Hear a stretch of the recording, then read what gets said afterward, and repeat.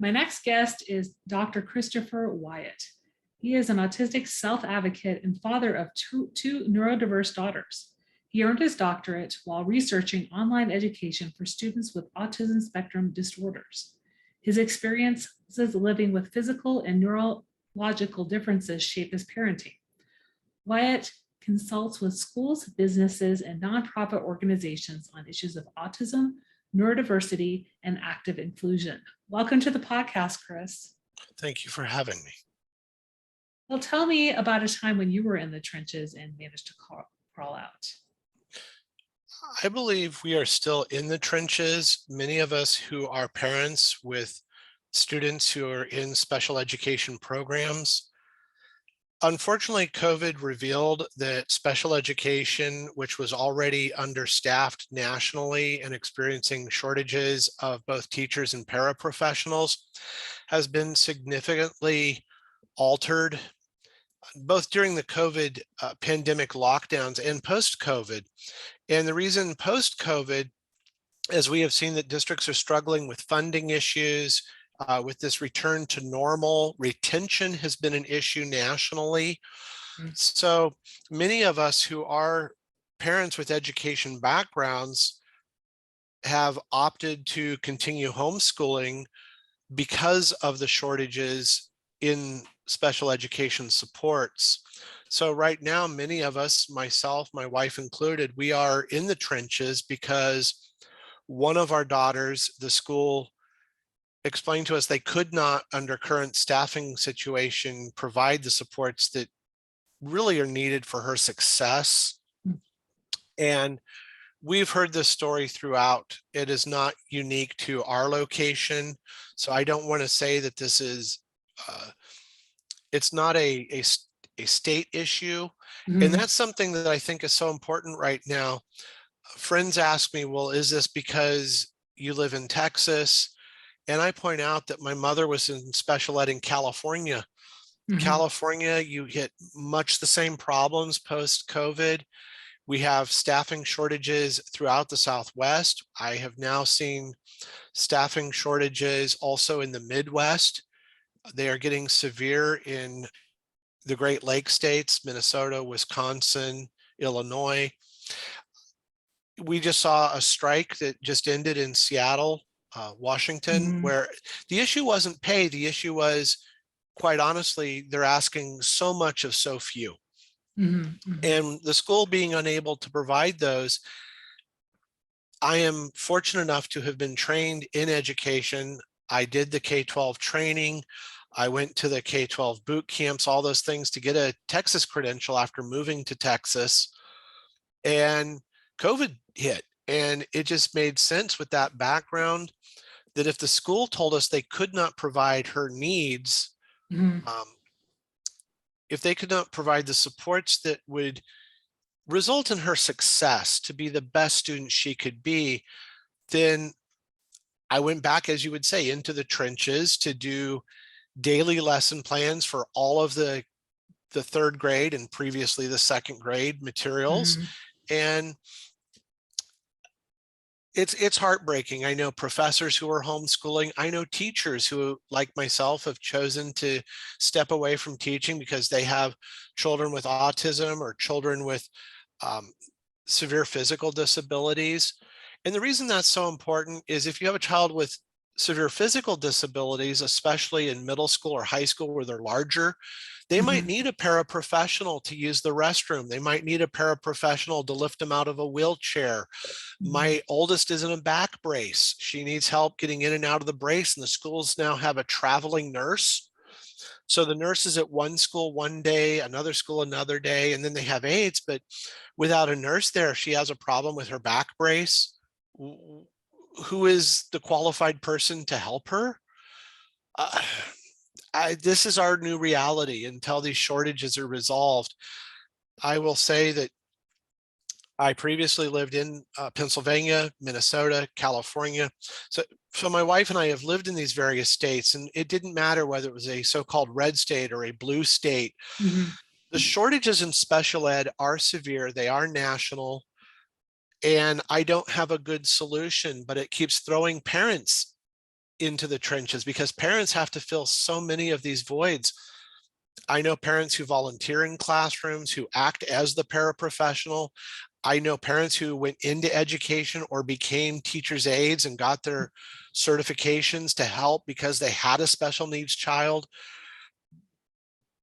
I don't know when we will get out of this because in my lifetime, it has been like this.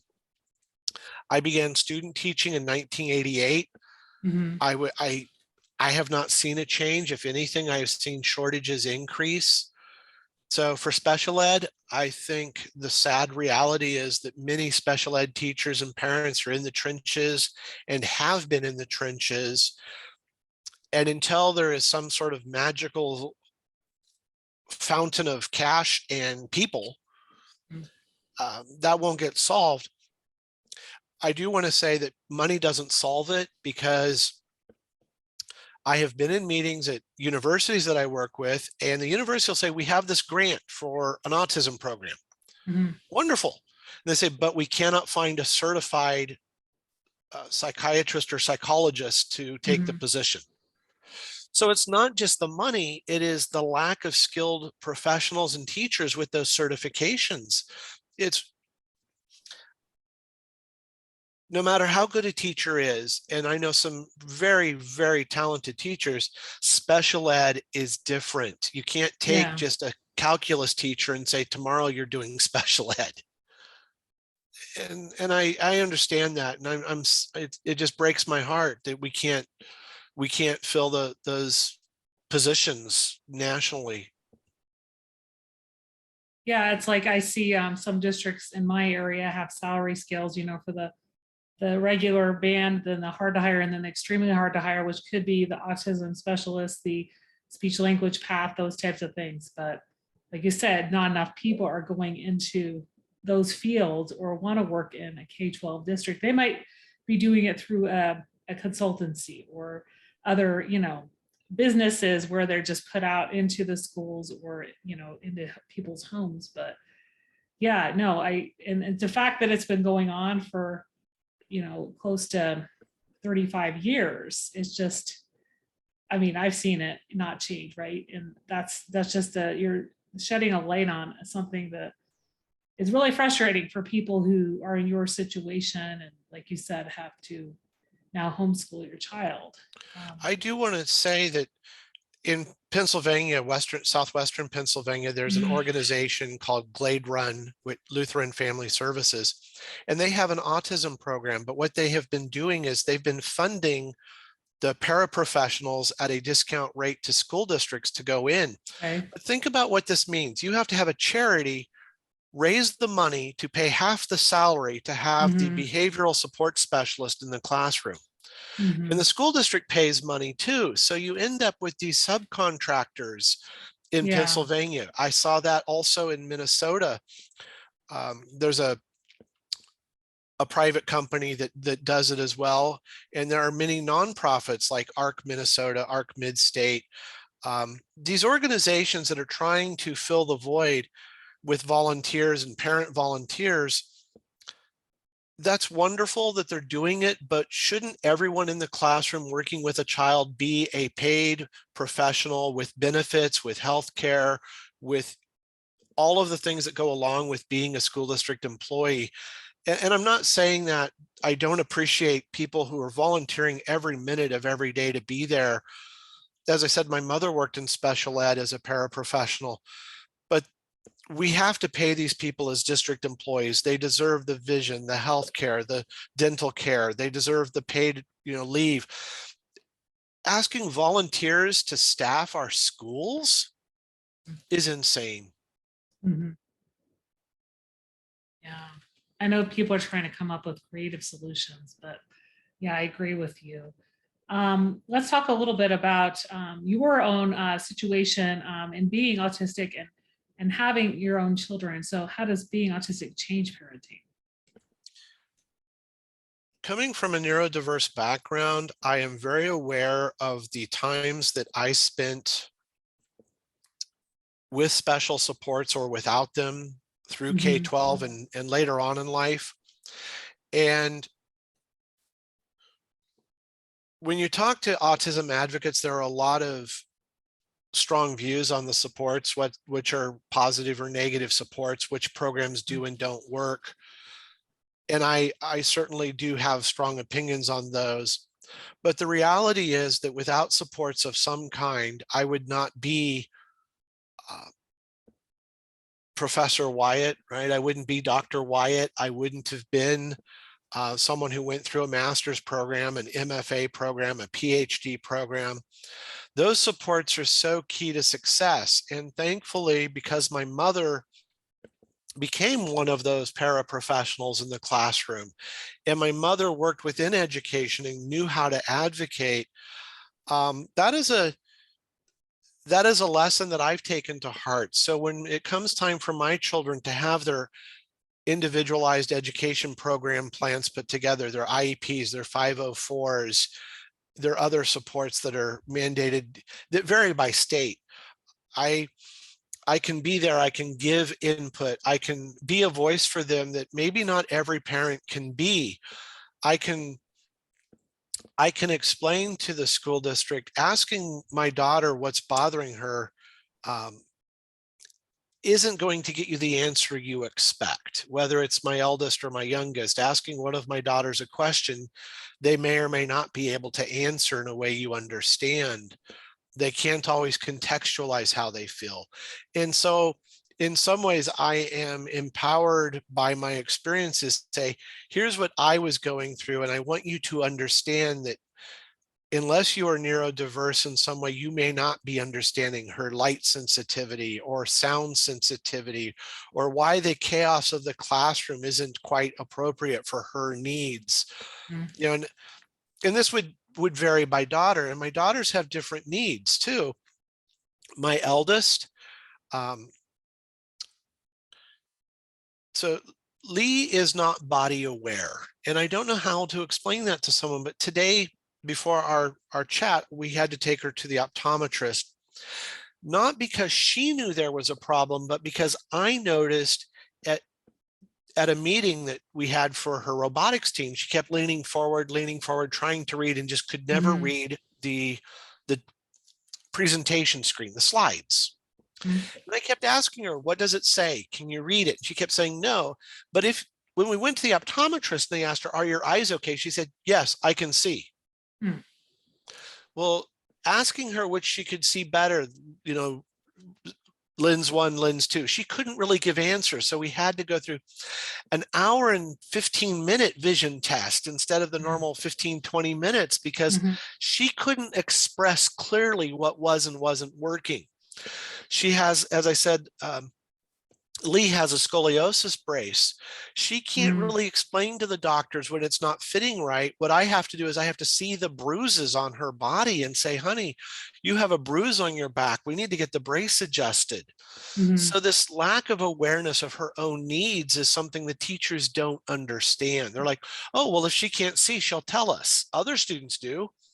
Yes, another student might say, I can't see the board, may I move? Another student might say, the lights are bothering me, I'm getting a headache.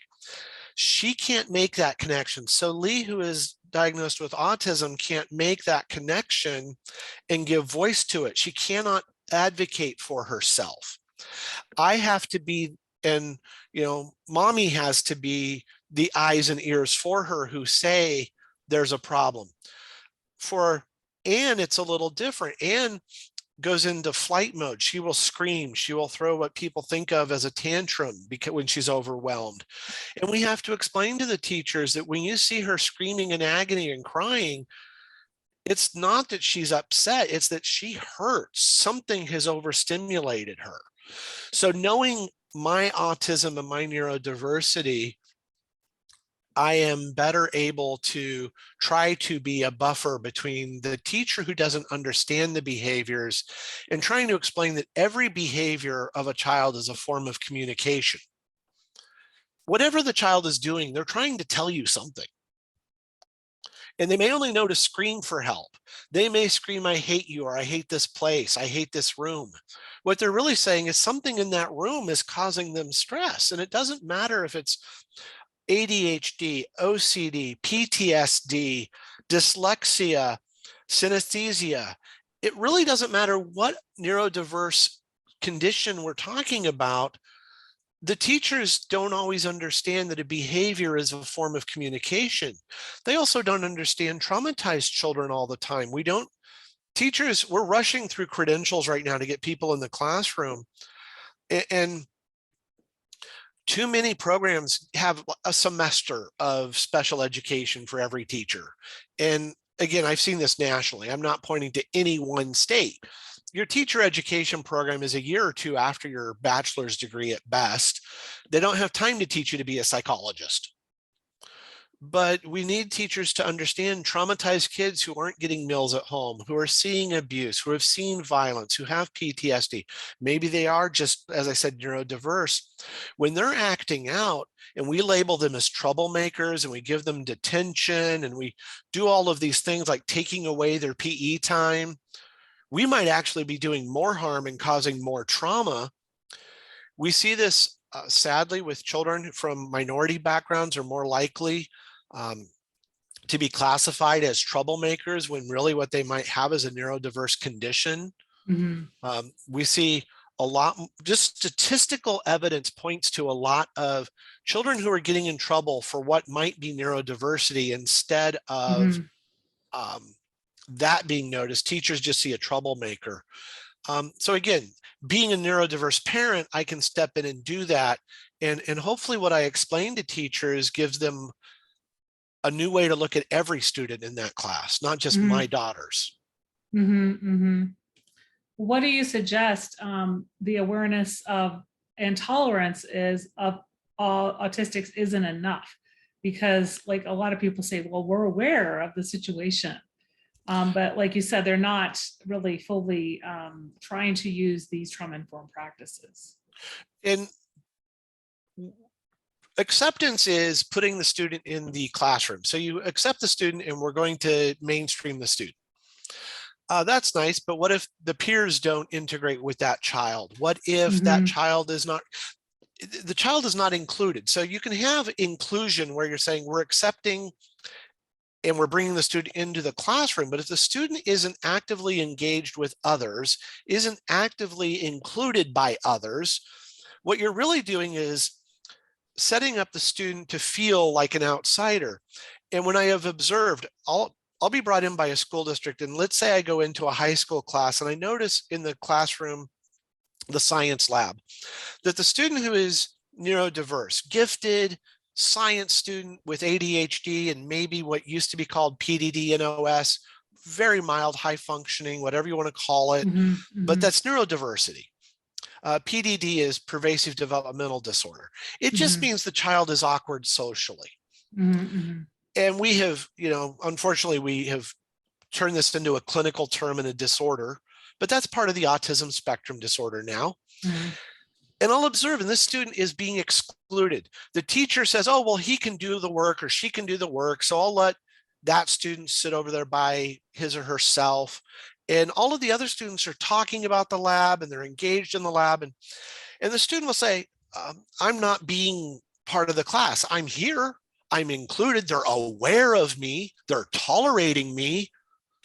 Great. They're tolerating that I can do the work, but I don't feel valued. Tolerating someone doesn't value them. We can tolerate difference, but tolerating isn't the same as embracing. I can tolerate my neighbor.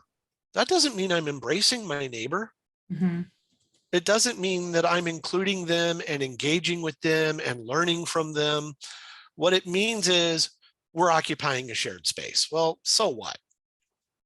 And too often I hear about inclusivity as, well, we hire autistics, we hire workers with Down syndrome or people with other differences.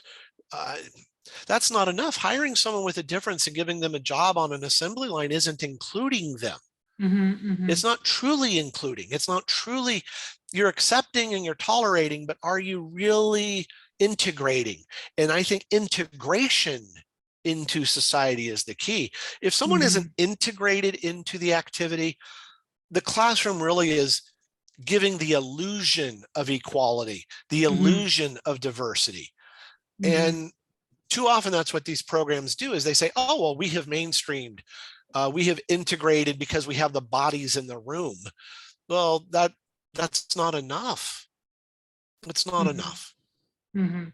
No, I completely see how, like, the example you gave of the student not feeling like they're really part of the class. Kids are used to seeing others mainstream, but really, they're kind of cut off socially from the rest of the class. Let me touch on that. Is Sure. so my PhD research started off as, could the accommodation that was being offered to university students largely and college students, which was online learning, could Mhm. that really meet the needs of neurodiverse students? And I'm going to give an answer that's not popular among online education scholars, but no, it isn't the same. It is Mhm. not the same. You have one student or two students who are taking a hybrid course solely online, and other students who are getting to interact face to face. If the pandemic has not taught us anything else, I hope it has taught us the value of being with other people. I know a lot of people say, well, I feel like I'm with people on Facebook. Research time and time again says you're just not. That computer mediated communication, communication where it's controlled by the computer, we call it Yeah. computer mediated communication, is not the same. A smiling emoji is not the same. It doesn't trigger the same serotonin.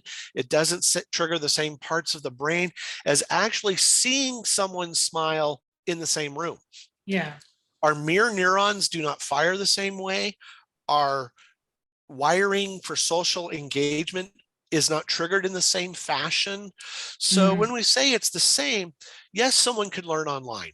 A dedicated learner can learn online and can thrive online academically. But success in our society is not just about academics. Again, research has found this with truly gifted individuals.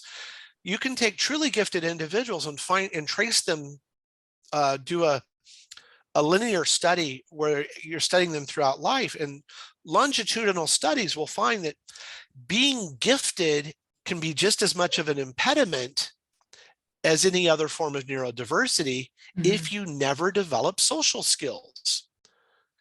That is why having the autistic student, the ADHD student, the OCD student, the PTSD student in a classroom learning, maybe not perfect social interactions as we might describe them.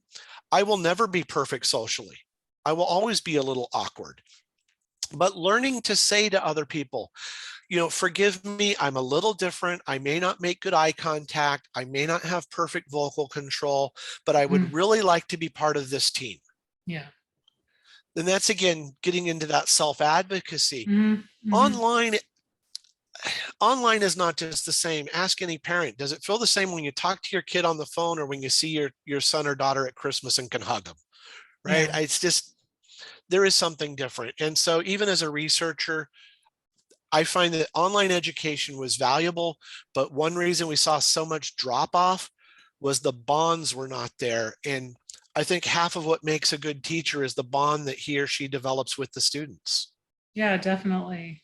I really saw that, like, during the pandemic, and like I did my doctorate completely online, right? Oh, And I know, well, it was a convenient way, and I didn't yep. have to wait until the next school year. I wanted to start it in October of 16, and but there wasn't even Zoom integration. It was just the chat rooms and answering questions. There wasn't really you didn't see or talk to the people even through an online medium. So yeah, I mean, I've done my other graduate work and undergrad work all in person, so I could really tell how that was quite different. But yeah, I agree with And you. what we forget is, as we're training students in college and universities. Now, Mhm. if you already have a career, I Mhm. believe online education is a wonderful way to advance your career. Correspondence courses helped people for the last 100 years. Yeah. But undergraduate students and K-12 students are nurturing relationships that will later be useful in the workplace, whether Yeah. it's a nonprofit, a government agency, or just life in general. Yeah. And those social networks that I developed in my undergraduate education have been far more valuable to me later in life than I ever Mhm. expected. Mhm. But that was face to face in classrooms, and those are friendships that I formed with Mhm. other students. Virtual students, it's very hard to get that same connection and that same loyalty and that same sense of community for a university or a college. And we saw it with high schools and elementary schools. Students didn't really feel like they were part of the school. Yeah, it's really hard to get that connection through Zoom.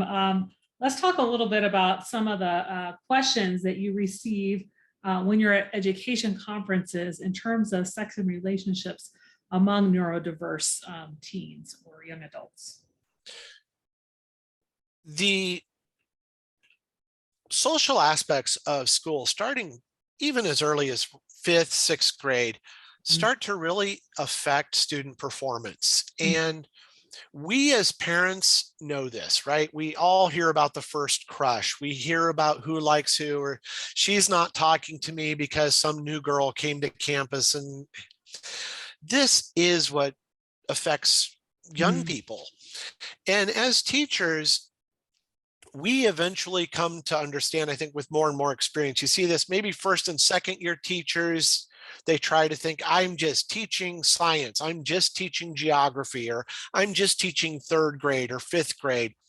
But it's really quick in your career, right? Very quickly, you realize, oh my gosh, somebody broke up with somebody else, and now her grades are dropping or his Mhm. grades are dropping.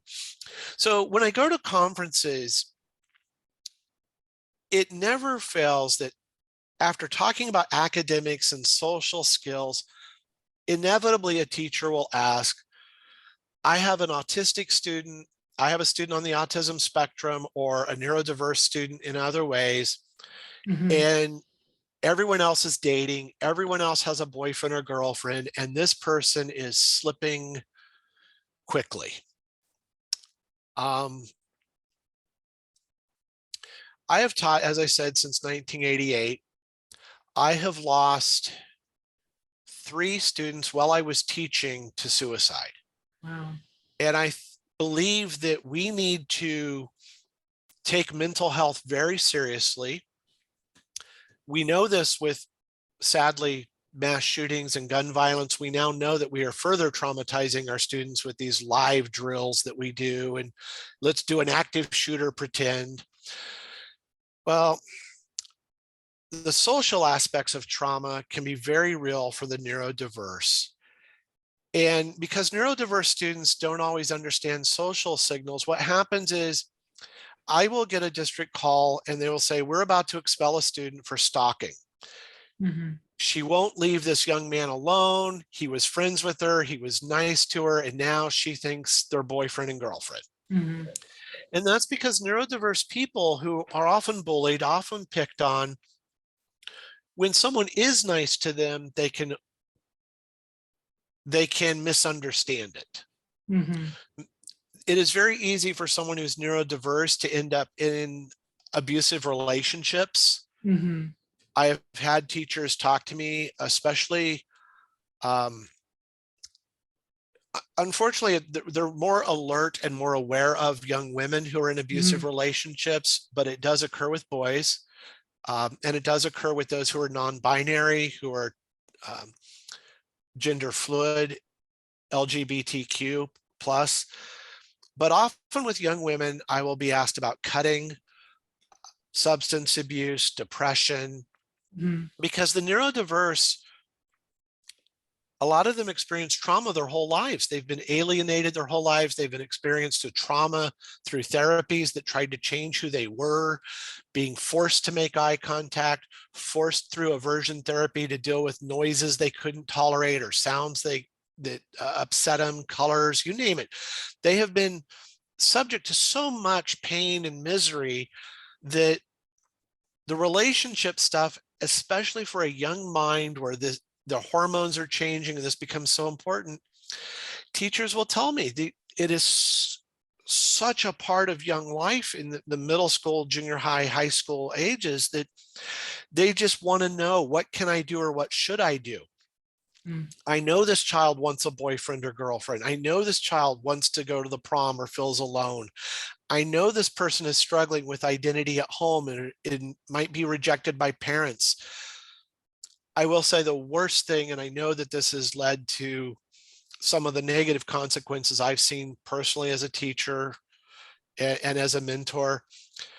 Nothing is worse for these children than being rejected by their parents for being different Yeah. than what the parents' religious background or Yeah. cultural background expects.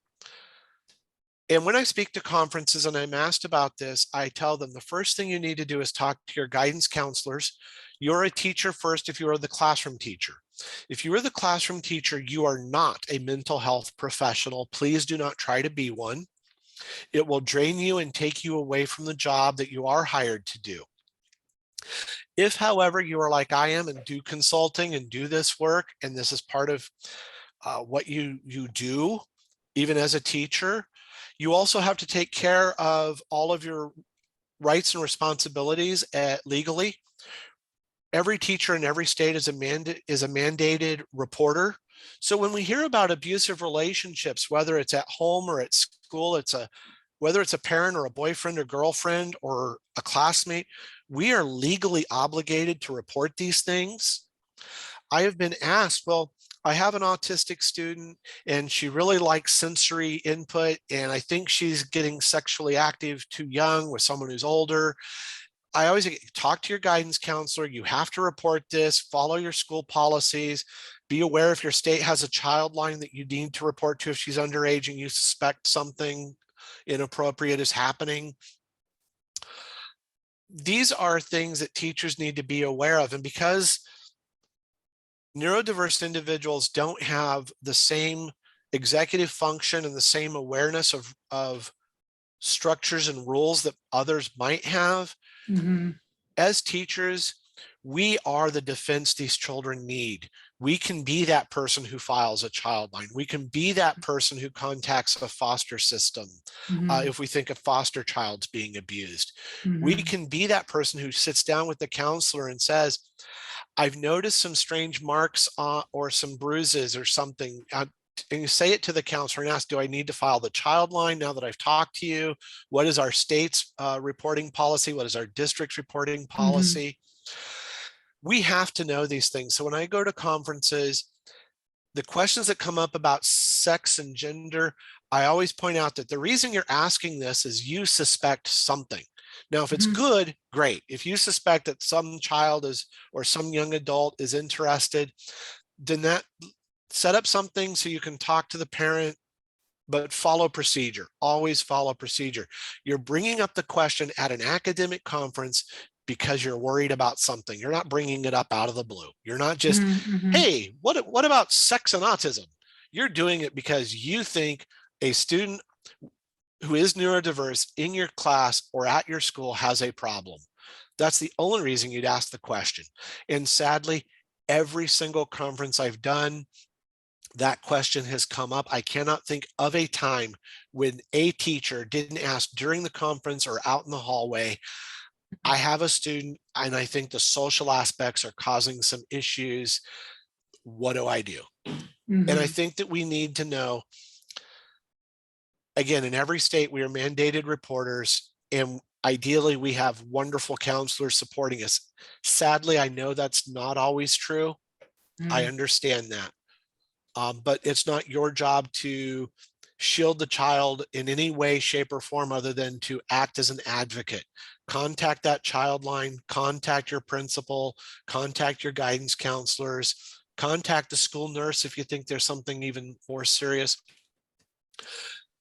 It breaks my heart that these questions come up, Yeah. and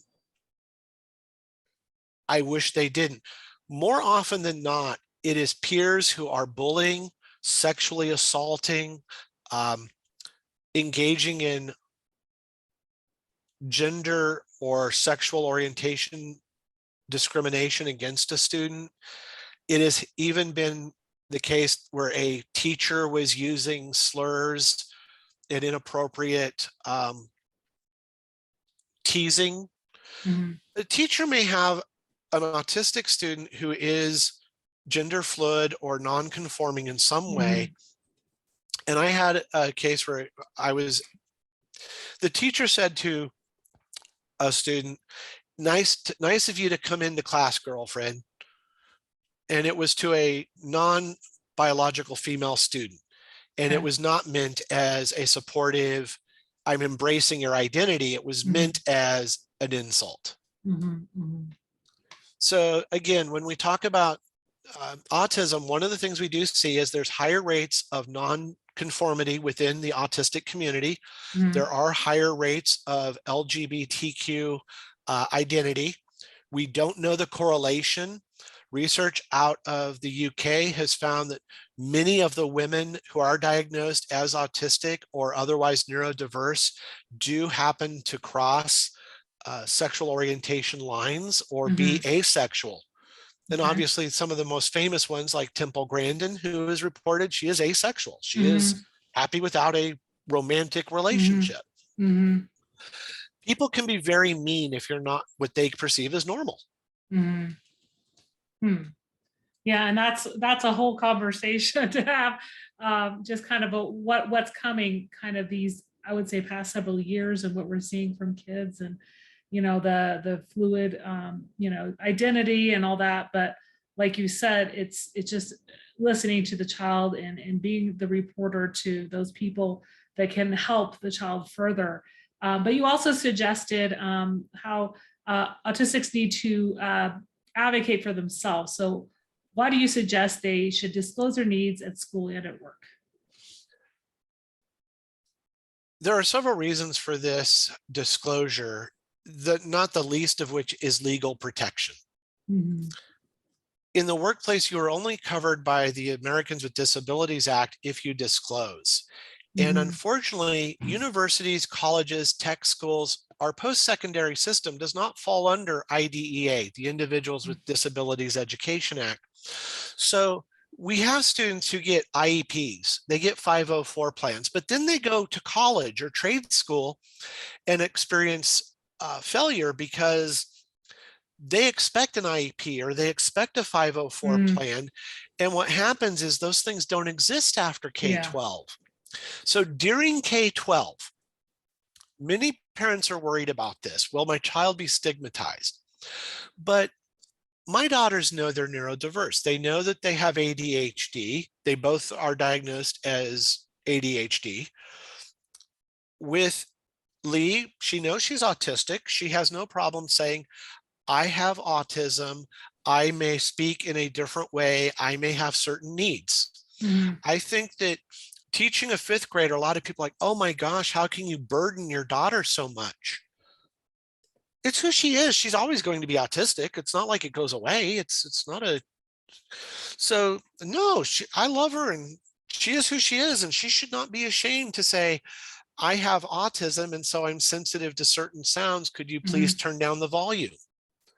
I don't, no problem at all, especially at teaching her how to phrase it so it can be a polite request, a polite Mhm. advocacy. Mhm. Mhm. And for, Anne is only in third grade, and we're Mhm. homeschooling her because she has a new first year teacher and it wasn't working. Unfortunately, and I don't blame the teacher. As I said, we're in a shortage right now. I think Mhm. a more experienced teacher would have understood. But a kid who's getting up and running around, teachers want students to sit down, pay attention, Mhm. look this Mhm. way, sit up straight. A student with ADHD is not equipped for all of that, and we need to stop forcing them to be. An experienced teacher might know that. A first year teacher is still following all of the rules that their teacher Yeah. education program gave them. Mhm. Yeah. So being a self-advocate, it might not be appropriate at third grade, but by fifth and sixth, as you're getting ready for middle school and then Yeah. junior high, high school, I think it's perfectly appropriate for a child to sit down with the parent and maybe their psychiatrist, psychologist, their family physician. Maybe it's your clergy, your pastor, you're a mom, your connections, whoever they Yeah. are. whoever you feel comfortable with. Your rabbi might your rabbi might have something that they know about sitting down and disclosing and how this is done. What I have found is that it doesn't matter who it is. Those mentors can help your child learn how to navigate your culture, your schools, your Yeah. community. So we sit down with our children and say, okay, you're going to have special needs. So when you do go to work, you're going to want to say things. Otherwise, your employer might think you're just being difficult. And you don't want to be a difficult employee. What you do is you go in and say, I have these sensitivities. They are documented. They are covered by ADA. Mhm. I really want to be the best employee, and I want to be the best person for the job. I want to be the best student I can be at this college. Here are my needs. How can we work together so I Yeah. succeed and we succeed as a team? And that's Mhm. something that I think I wish we taught every child to do this, because Sure. when I'm teaching business communications or a business course, I tell my students there is nothing wrong with going to an employer and couching it as, I want to be the best employee I can be to benefit this company. Here are some of my special needs. Mhm. And it doesn't matter if you're mobility challenged, if you have a learning disability, a vision impairment, hearing impairment, it doesn't matter. Just telling an employer, I want to be the best employee you've ever had. I want to be great for you, but I'm going to need some help getting there first. Mhm. Mhm. And how can we do that? There was a story on the internet, and I want to say it was from Forbes, and I would need to verify the Mhm. source. A gentleman was sitting on a stool after a leg injury on an assembly line. Mhm. And this was in the news last year during COVID. So you're going to work during COVID. Bravo. Good for you in the first place. Mhm. But the guy was sitting on a stool from a leg injury. His assembly line numbers were still among the best, but he got reprimanded for laziness for sitting on the stool. Mhm. All he really should have done was go to that employer and say, I have a leg injury. It happened on the job. Here's my medical excuse. I will still be the best employee I can be. May I please use this stool to be productive? Now, I fault the manager for also not checking that this guy was doing great anyway. But Mhm. that goes back to what I said about teachers, managers. We need to ask questions as teachers, as managers, as employers, as supervisors, principals, and listen to what the student or the employee says. Yeah. And I don't think we should someday have a world without ADA, without Mhm. IEPs, without 504 plans.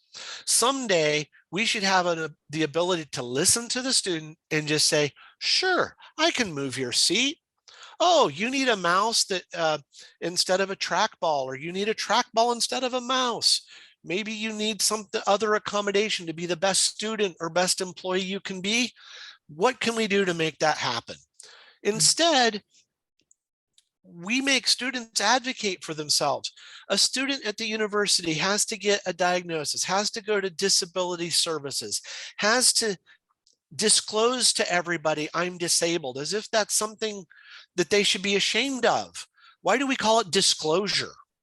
And why Mhm. do we make it Mhm. sound like, oh my gosh, HIPAA violations and all these FERPA, the Family Educational Rights and Privacy Act?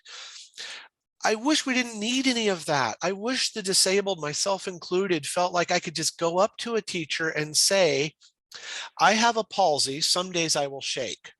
Some Mhm. days I won't. Some days I will have a cane. Some days I won't.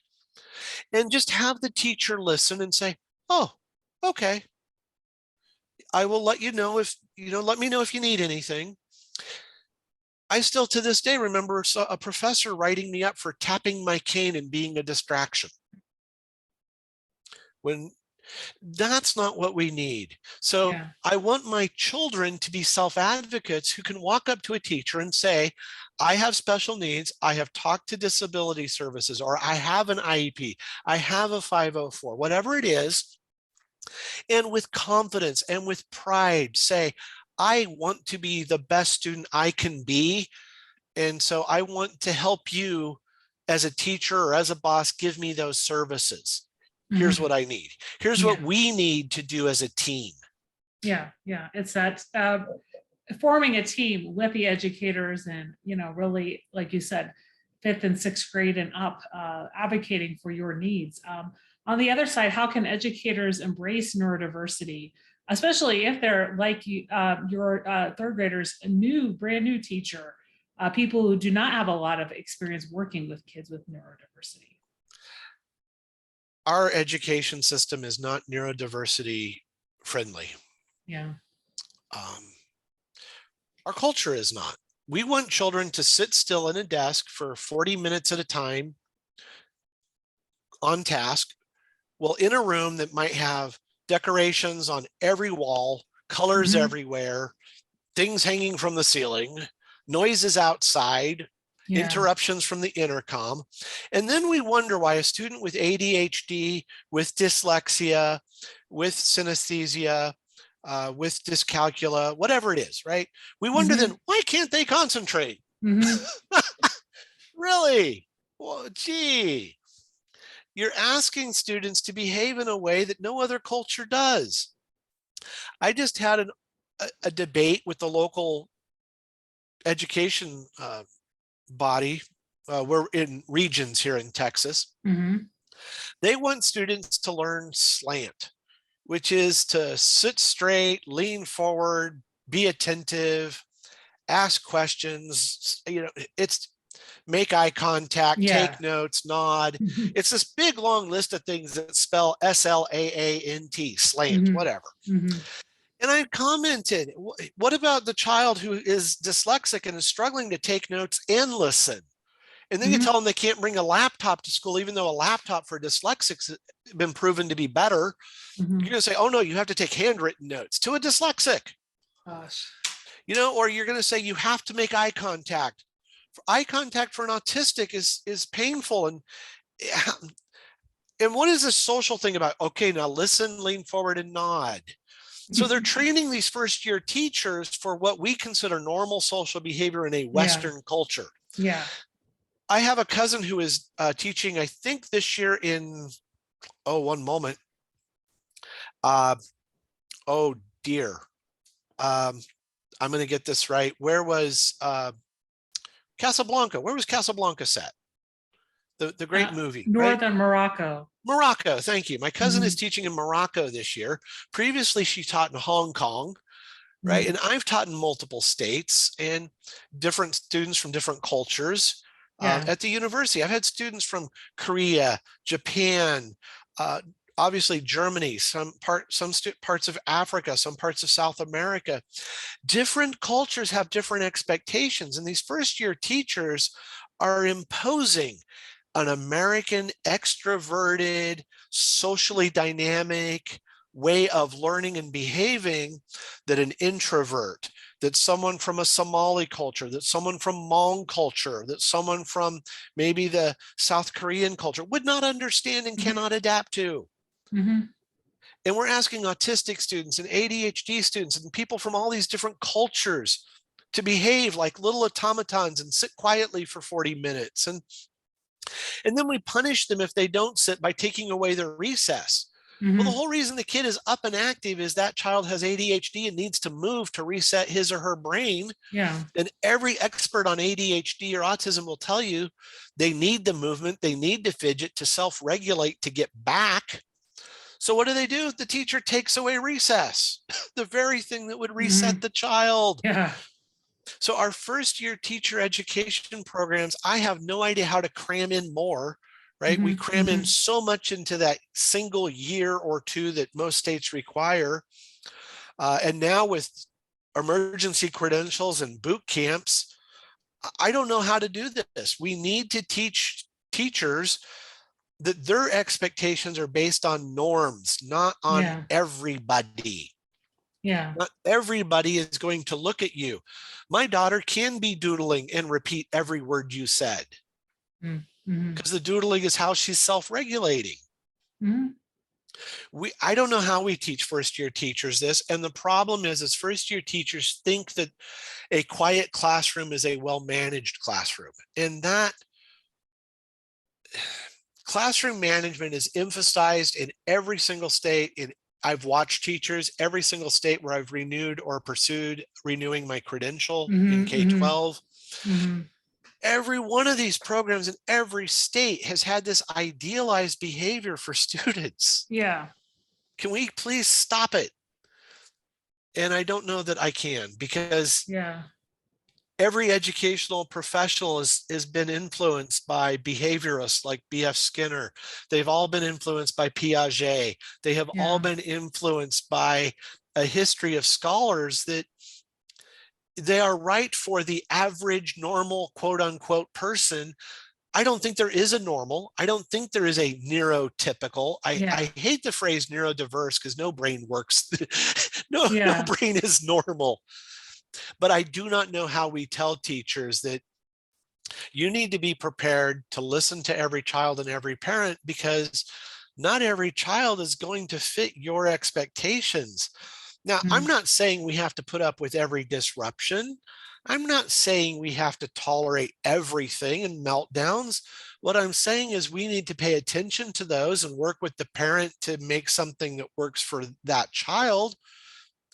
But discipline and aversive reactions, aversion, taking away things. Aversive is, I'm going to punish you in some way. I'm going to take away a privilege. I'm going to cut your recess. I'm going to take away your free reading time. I'm going to make you do something extra. I'm going to assign you extra work. Aversions don't change the brain. And if Mm-hmm. anything, they're imposing yet more trauma and making the child hate learning. Mm-hmm. We Mm-hmm. need to find ways that instead of giving a kid a timeout, giving a kid a punishment, we need to find ways to bring that child in. We need to find ways to ask that child, how would you feel if I was on the floor screaming right now? Yeah. Yeah. Now, how can we work together so you're not doing that? Because it is Mm-hmm. disrupting the class. Again, if we can't make those connections with the students and that student's guardians or parents, that's when we fail. And unfortunately, the greatest complaint I get from parents and from college students who are neurodiverse is the professor didn't listen, the teacher didn't listen. They went to the IEP meeting, they were at the 504 plan, they filled out the forms and they do the check boxes, but they didn't really understand and listen. And I've had teachers say, well, I've got 15 kids out of 30 with IEPs, which is it, we are living in a world where 15% of children have a registered disability. So it is not uncommon in some schools to have nearly half of your students on medications for ADHD, for behavioral issues, for medical Mm-hmm. conditions. And we have to remember that we're asking teachers to do extra paperwork for the IEP, extra lesson planning in some cases in their minds. We need to better train teachers, and we need to better implement these programs. So instead of feeling like extra work, a teacher has time to focus on the student. I've told teachers that, think about it, during the pandemic, you were putting up notes online. You were Mm-hmm. preparing your lesson plans for all students with all learning disabilities. An inclusive classroom that's truly inclusive, that's truly integrated, you have your notes, you have a recorded lecture, you have your PowerPoint available for all parents. Mm-hmm. You are including everybody by how you deliver everything in multiple ways. Now your IEP statements and your 504 plan statements are easy. Every Mm-hmm. lecture has notes. Every lecture has audio, a podcast. Every lecture has, now you don't have to do it individualized because you've done it for every student, whether they have an IEP or a 504, can choose. I want to read the notes or I want to hear the lecture. I want to watch a video on Khan Academy, or I want to pursue the knowledge as a text. But teachers aren't taught this, especially first year teachers. They are made to feel like serving the needs of the IEP, which in Texas is called an ARD, by the way. When we are preparing for these IEPs and 504 plans, we are making it sound like a burden. We're turning it into a paperwork mission instead Mm-hmm. of individualized education. That's in the name, but that's not what it becomes. It becomes a checklist and a legal, let's cover ourselves so we don't get sued. And like I said, I wish we didn't need any of this, that just every teacher, especially beginning teachers, had mentors that told them the key to your success as a teacher is listening well. When you Yeah. listen to your students and you listen to the parents, you will be a better teacher. Yeah, that's so important to remember. Well, we've talked so much about your experience as a parent, having kids advocate for themselves, questions that you get at educator conferences. Out of everything we talked about today on the podcast, what's one thing you'd like listeners to remember? What I hope everyone takes away whenever I speak, whenever I do any podcast appearance, is that listening is the key. And someone will say, well, I hear you on a podcast and you talk, right? My own podcast, one of the things a recent guest said was, I listened to several of your shows and timed it, and you talked about 6 minutes and the guest talked for 50. That's what a good teacher does too. When I watch a good teacher, the teacher will not care how long a question goes unanswered. They will wait until someone answers.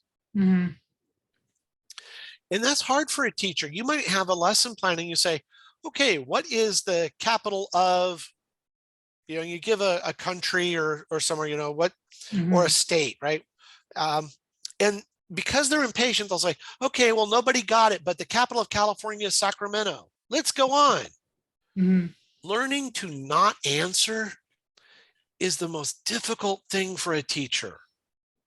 Silence bothers teachers. Yeah, it's a learned skill, that wait time. It is. And learning to ask a student a question, you look confused. Is there something you don't understand? And if they just say, no, I'm okay, trust your hunch. If your hunch says they don't understand something, then wait for a better answer. Yeah. And what I do is I tell teachers, start turning that in deeper. Well, what did you understand? Can you tell me about what you understood? And then when that student that the teacher thought wasn't clear on something, it's funny when you ask that student, can you tell me what you're clear on, since you said there's no problem, you're not confused? When you ask them to tell you what they understand so well, suddenly when you're listening to them, you'll hear, oh, that's what they thought I said, but that's not what I meant. Now I can correct it. As a teacher, your job is to read that body language. It's to read that tilted head, that raised eyebrow. Again, Zoom takes that away. The computer takes that away. If someone's a little box that has their initial. So as a teacher, listening is not always about the words a student says. Sometimes it can be that raised eyebrow, and you stop and you ask and you wait for a good answer. And if you don't get a good answer, you ask another question that will force the student to get to where you are. And that's really the key to everything. Even I think it's good parenting too, right?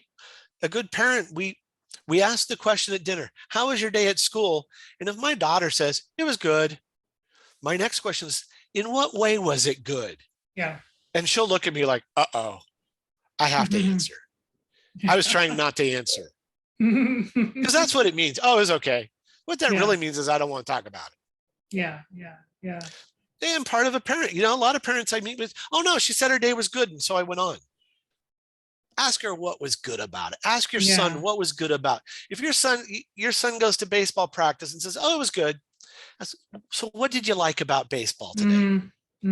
So for a teacher, that's my thing. Learning to listen isn't about just what the student says. It can be the language that isn't spoken. When you listen, you're a better teacher. That's so important to remember. Well, where can people connect with you and find you online? Sure. The Autistic Me is on Facebook as just Autistic Me. At Autistic Me on Twitter. There is also the Autistic Me blog and podcast. The podcast I have rebranded as Perspectives on Neurodiversity. Again, because I decided I needed to be more inclusive. So, and I needed to integrate more voices. So Perspectives on Neurodiversity is available on Apple, Spotify, Google Play, Amazon, and all of those wonderful places. So if you just look for Autistic Me or Perspectives on Neurodiversity, you'll find the podcast. Facebook, even LinkedIn. I now created a LinkedIn page because so many professionals wanted to ask things, and I just found teachers were more comfortable in that professional space. So Okay. LinkedIn, again, it's just autistic me. Just look for Mhm. LinkedIn and /autistic me, and you'll find the blog and the podcast. Great, great. Well, thank you so much for being my guest on the Out of the Trenches podcast today. It was really very informative talk we had today. And I think a lot of people will get a lot of great tips out of this conversation. So thank you so much. Again, I thank you so much for this opportunity.